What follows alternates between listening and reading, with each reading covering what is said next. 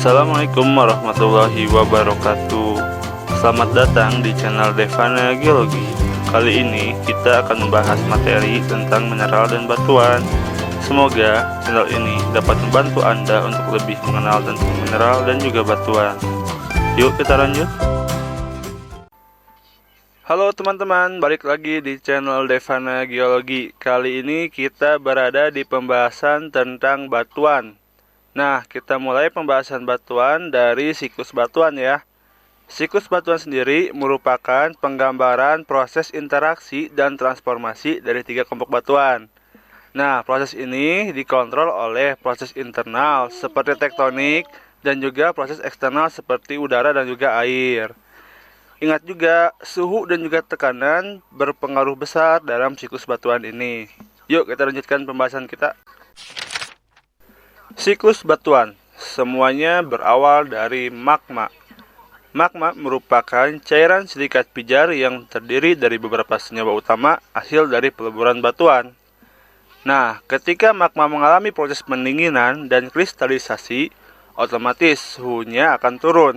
Maka membentuk kesetimbangan baru, terbentuklah batuan beku.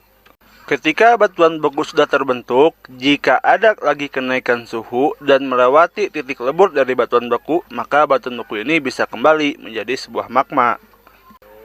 Selanjutnya, proses batuan akan berlanjut jika ada aktivitas tektonik yang menyebabkan batuan beku ini terangkat ke permukaan. Nah, jika batuan beku terangkat ke permukaan, otomatis suhunya akan turun dan tekanannya juga akan turun. Karena batuan beku berada di lingkungan baru yang berbeda dari tempat terbentuknya, maka batuan beku ini akan mengalami proses pelapukan yang disebabkan atau dipengaruhi oleh cuaca dan iklim yang merupakan proses eksogen yang bekerja di sini. Nah, setelah batuan beku mengalami pelapukan, dia akan tererosi, kemudian tertransportasi dan diendapkan di tempat yang baru. Maka terbentuklah sebuah akumulasi sedimen.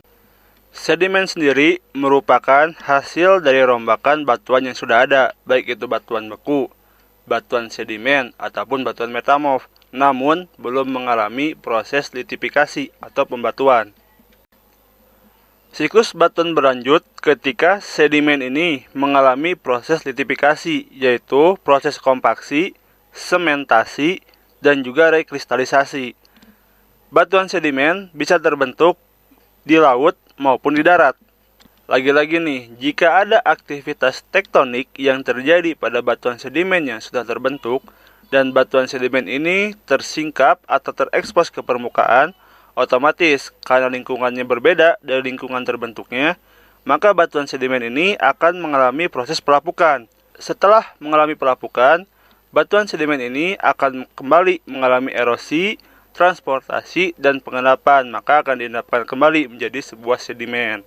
Namun, jika aktivitas tektonik menyebabkan kenaikan suhu dan juga tekanan pada batuan sedimen, tanpa batuan sedimen mengalami perubahan dari fase padat ke fase cair atau tidak melewati fase cairnya, maka batuan sedimen akan berubah menjadi sebuah batuan metamorf.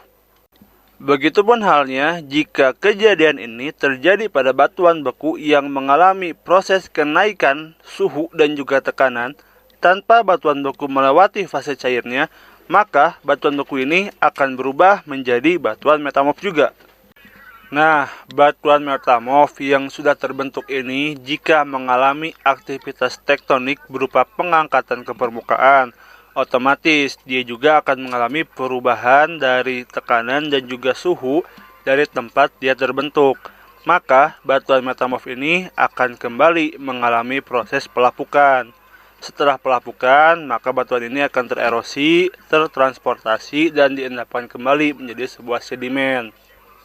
Namun, jika batuan metamorf ini mengalami perubahan suhu dan juga tekanan yang kembali meningkat, tanpa batuan metamorf ini melewati fase cairnya, maka dia bisa juga berubah menjadi batuan metamorf yang baru. Namun sebaliknya, jika batuan metamorf ini mengalami titik didih atau melewati fase cairnya, maka dia akan kembali lagi menjadi sebuah magma.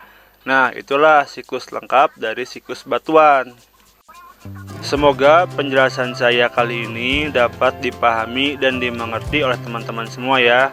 Nah, untuk kalian yang baru bergabung pada kesempatan kali ini, saya ingatkan lagi, tonton dulu video-video sebelumnya supaya kalian bisa memahami secara keseluruhan dari pembahasan yang sedang saya sampaikan. Oh iya, buat kalian yang masih belum subscribe channel ini, tolong bantu subscribe ya, supaya kita bisa terus belajar dan juga berkembang bersama-sama untuk lebih mengenal tentang ilmu geologi. Sampai ketemu di video selanjutnya dan terima kasih.